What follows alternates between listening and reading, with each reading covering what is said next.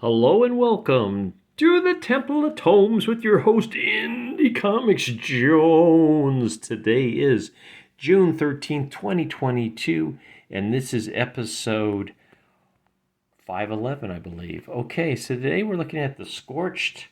This is issue number 6, coming in at a whopping $2.99. And this is coming out from Image. As you can see here, we don't have much of an image on this cover. It was one of the variant covers. You can see both sides here. Nothing very special of it. I believe that Image just didn't send the A cover out to my particular store because I do have this on a pull list. So they should be giving me the A cover. And here's what the A cover looks like. I've got this from last issue on the back. So we won't be able to see the issue number 7's cover in this video, unfortunately, because I do not have it on this. As you can see, the back cover of 6 or 5 has 6. The back cover of 6 has the black cover. So no go on this one. I guess this is for an artist to take hold of and make their own image on it. Let's go ahead and take a look to see who worked on it. This is a recommend, by the way. The script and plot is by Sean Lewis, also Todd McFarlane, donating additional pages. Art is by Steven Segovia. This has been the same team on this, I might add, all the way through. Colors is Ulysses Areola, and lettering by And World Design. There's cover variants by Bjorn Barends and Todd McFarlane, and of course, looks like Jack Black did this one. All right, in this one, as you know, the Scorch is like Spawn's Avengers, basically. They all of them together, Gunslinger, Redeemer, etc., etc. Spawn is the leader. In this one, we open up with Bludd, the vampire king, attacking Haunt. Actually, Haunt has gone to attack Bludd. And Bludd is striking back. Now, of course, this is one of those fights where they really should be talking first before getting into a fight, but they're fighting each other because they both think they're out to get them. We do get a little blurb here. I'll zoom in a little bit here. I don't know if you can see that. Boy, it looks so fuzzy today.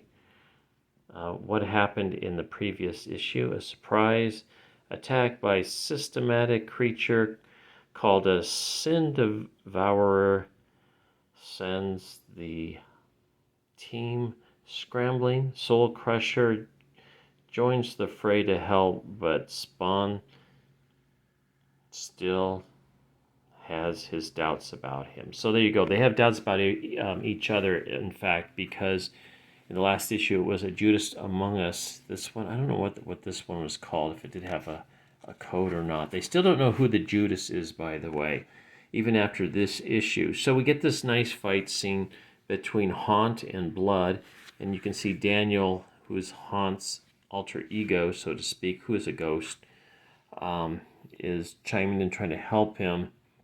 Bludd saying, "You should not be trying to kill me. I am not your enemy," and the fight continues until we get one of the Sin Devourers showing up.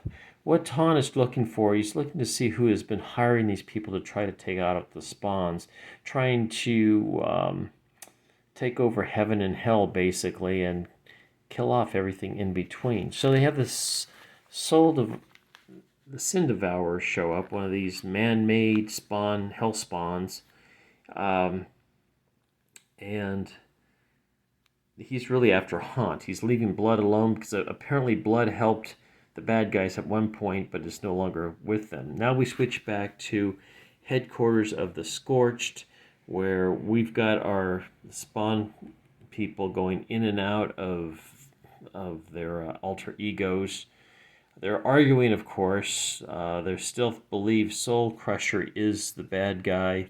We have, I believe this is Medieval Spawn has gone into his alter ego. I can't remember if that was Medieval Spawn or not, because they all take a turn at some point or another. Soul Crusher is dying. They don't seem to have too much pity for him, even though he's trying to tell them he's with them. believe it's Mark, is trying to get the black box out of the Sin Devourer that they killed in the last issue to find out what his mission is and who sent him and where they came from. That all that kind of neat stuff. So Spawn at this time is saying, "I've had enough of this. You guys are too much trouble. I'm just gonna leave." Spawn fires at him with Soul Crusher's weapon. Says, "No, you're not. You're staying." And this is where we start to see them transform a little bit. All of them get their, as you can see, their Spawn is, I think her name is something like Priscilla King. I can't remember. Then we get the Gunslinger in his normal, and also I can't remember which guy this is. But this is a recommend. It's been moving along pretty well. It's got a lot of action. There's a few tropes going on, like the two people fighting at the beginning of every issue when they really should be working together. But that's part of this whole thing, is they're all trying to learn to work together.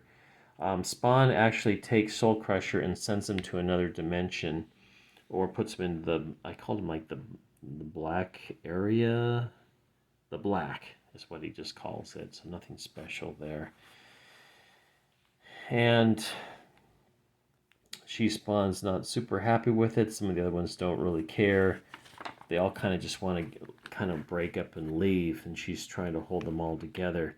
But she needs Spawn's help for this.